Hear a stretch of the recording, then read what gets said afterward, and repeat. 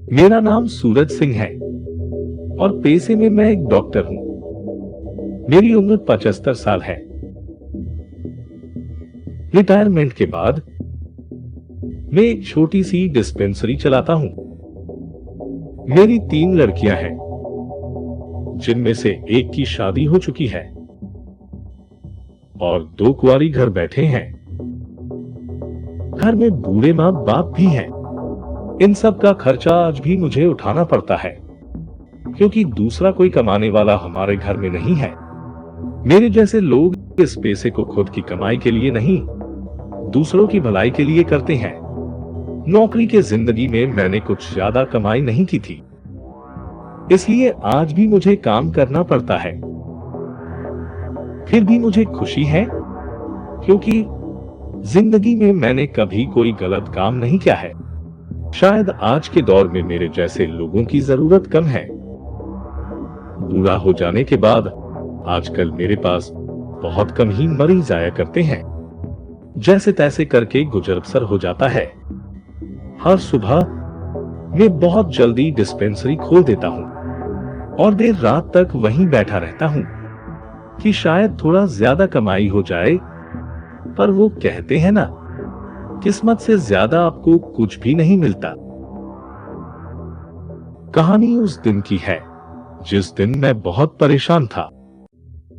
पैसों की कमी के कारण बहुत दिन से मैं अपनी बीवी का एक छोटा सा ऑपरेशन भी नहीं करवा पा रहा था, जिसके वजह से उसकी हालत दिन ब दिन और भी बिगड़ रहा था। उस दिन जोरों की बारिश हो रहा था और मैं डिस्पेंसरी में बैठकर दिन भर मेरे और मेरे घर वालों के बारे में सोच रहा था। मैं एक ऐसा बाप था जो अपनी बेटियों का शादी नहीं करवा पा रहा था। एक ऐसा पति जो अपनी बीवी का इलाज भी नहीं करवा सकता। और एक ऐसा बेटा जिससे उसके माँ बाप को भी कोई उम्मीद नहीं थी। खरना आ रही थी मुझे अपनी जिंदगी पर। अच्छे कामों का नतीजा हमेशा अच्छा नहीं होता, क्योंकि आज तक मुझे अपने एक भी अच्छे काम का नतीजा नहीं मिला था। मैं बस कोस रहा था खुद को, भगवान को और मेरे नसीब को। मैं ये सब गहरी सोच में डूबा हुआ था। तभी मेरे डिस्पेंसरी के सामने एक गाड़ी आके रुकी। उसमें से सफेद कपड़ा पहना हुआ कोई आदमी मेरे डिस्पेंसरी डोर की तरफ आया। अब मैं खुद को संभालने लगा। तभी उसने डोर खोला, अंदर आया और बिना पूछे ही मेरे सामने बैठ गया। मैंने पूछा, क्या हुआ? उसने बोला, कुछ नहीं, मैं बस आपसे मिलने आया हूं। मैं आपका पुराना मरीज हूं। पर ऐसा कोई मरीज मुझे याद नहीं था। फिर उसने मुझे याद दिलाया कि बहुत साल पहले आपने मेरी इलाज की थी, लगभग 3 महीने के लिए। ये बहुत पुराना बात है, शायद आप भूल चुके हैं। फिर भी मुझे सब कुछ याद है।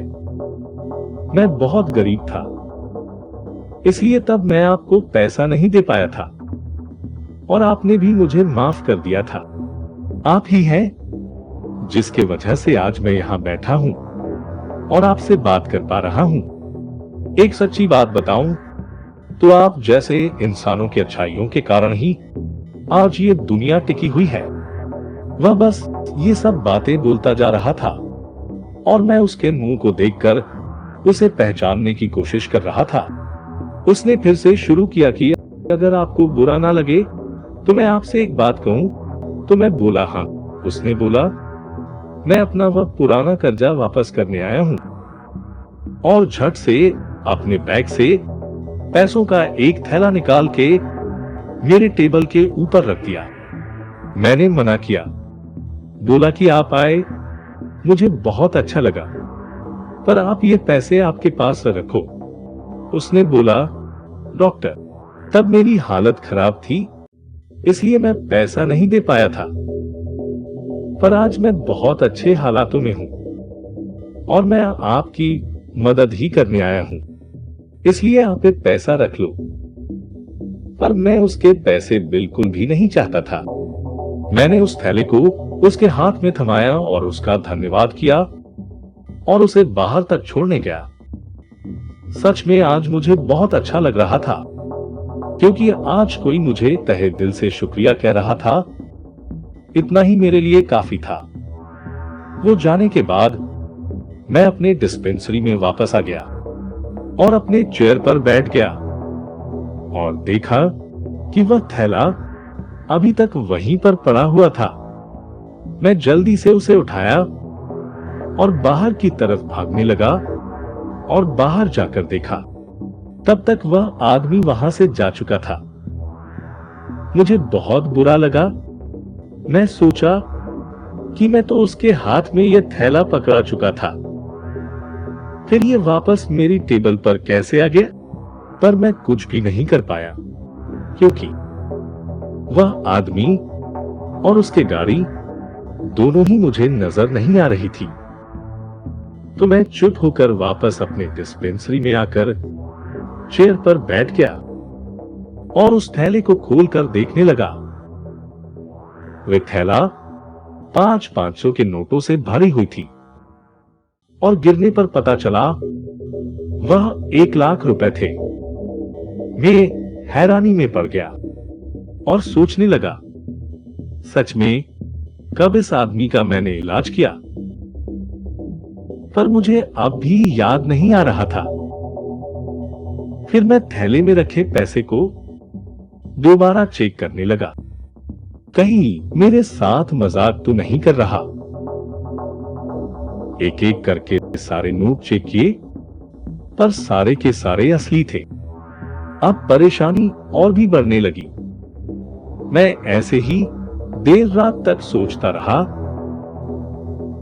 पर जब कुछ नहीं सूझा तो मैं चुपके से घर वापस आ गया। पैसों को ठीक जगह पर रखे खाना खाकर मैं सोने चला गया। पर पूरी रात मुझे नींद नहीं आ रही थी। मैं बस ये सोच रहा था कि वह आदमी कौन था। सुबह जब मेरी आंख खुली तो झट से मुझे याद आ गया कि वह कौन था, और यह कंफर्म करने के लिए मैं अपने एक डॉक्टर दोस्त को फोन लगाया और कुछ देर उसके साथ बात करने पर मुझे यकीन हो गया कि ये वही आदमी है। पर उसने मुझे जो और एक चीज याद दिलाई, वह सुनकर मैं चौंक गया, क्योंकि यह आदमी 20 साल पहले ही कैंसर में मर चुका है।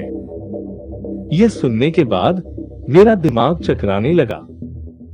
मैं बस वही सोफे पर बैठ गया और सोचने लगा कि कल जो आया था सच में वह आदमी नहीं था। अब मुझे डर लगने लगा कि मैं जिससे बात कर रहा था वह एक भूत था। मैं जोर जोर से हनुमान चालीसा गाने लगा तो घर के सारे लोग मेरे पास आ गए और पूछने लगे कि क्या हुआ। तो मैं खुद बहुत जोर से कांप रहा था, फिर भी जैसे तैसे हिम्मत करके घर वालों को पूरी कहानी बताई। ये सब सुनकर वह लोग भी परेशान हो गए, पर तब तक मुझे सारी चीज समझ आ चुकी थी। मैंने उन लोगों को समझाया कि वह आत्मा मेरी मदद करने के लिए आया था, न कि मुझे नुकसान पहुंचाने। अगर पहुंचाना होता तो वह कब का पहुंचा चुका होता। जो होना था वह हो चुका। अब डरने की कोई बात नहीं। और तब तक मुझे यह भी समझ में आ चुका था कि अच्छे कर्मों का फल हमेशा अच्छा ही होता है और हर आत्मा हमें डराने के लिए नहीं होती। कुछ अच्छी आत्माएं कभी कभार हम लोगों की मदद भी कर देती है। यकीन मानिए, वह 1 लाख रुपए मेरे लिए तब बहुत जरूरी थे।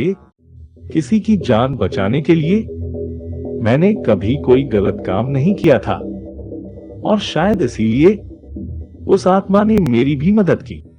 ये मेरी एक ऐसी आप बीती कहानी है जिसे ना तो मैं और ना ही मेरे घर वाले जिंदगी भर कभी भूल पाएंगे। जय जगन्नाथ।